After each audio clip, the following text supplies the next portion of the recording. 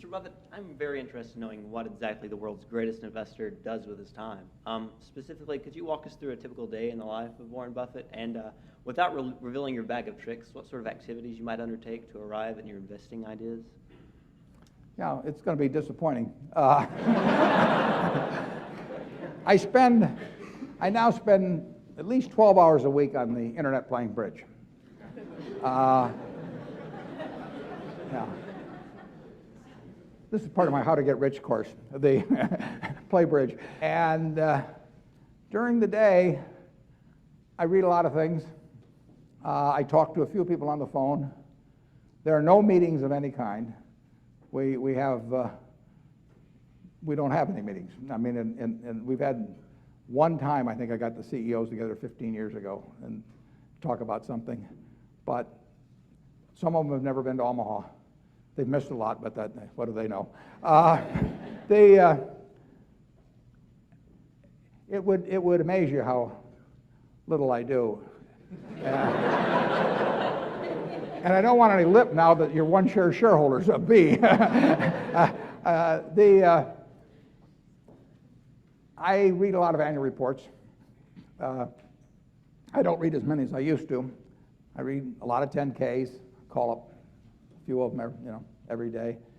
I want to understand as many businesses as I can, but the nice thing about investing is that it's cumulative. I mean, everything I learned 30 or 40 years ago, it's stored up in my mind.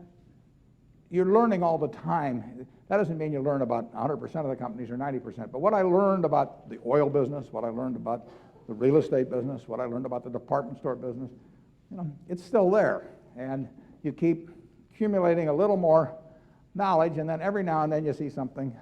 You see one of those 7-footers walking by, and then you try to learn as much as you can about that specific operation, and then you have to act. Sometimes, I don't call the managers very often. They usually call me. I've got managers that call once a year.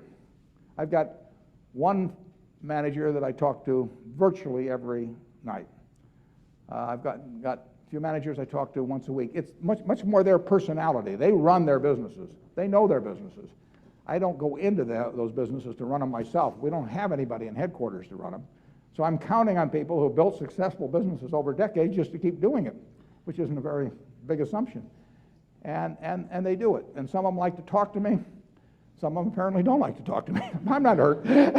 And I'm not there late at night.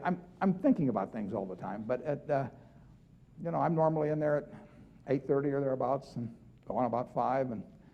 And probably if you put a stopwatch to me, I'd probably average an hour of that time to an hour and a half on the phone. And the rest of the time I'd be reading. One of the beauties about Berkshire, from my standpoint, is I got to create my own business. I mean, it was pretty much a blank slate when I got there. I had the textile business, but I got to paint a painting. Now, if you're going to get to paint your own painting, you really ought to paint something you're going to like when you get through. And I don't like meetings, and I don't like lots of process or that sort of thing. So I have painted Berkshire as a corporate painting that suits me, and it works well for me. It might not work for somebody else. I wouldn't be worth a darn in some organization where I had to go to a black tie event 5 times a week, and go to industry conferences and everything. I just wouldn't do it. I'd go back to delivering papers because it's more fun, and that's really the way I feel. So Berkshire is designed so that I can play a lot of bridge and read a lot of stuff, and I can't imagine enjoying life more, because if there was something else I'd enjoyed more, I'd be doing it. But that's a day at Berkshire. Sounds exciting, doesn't it?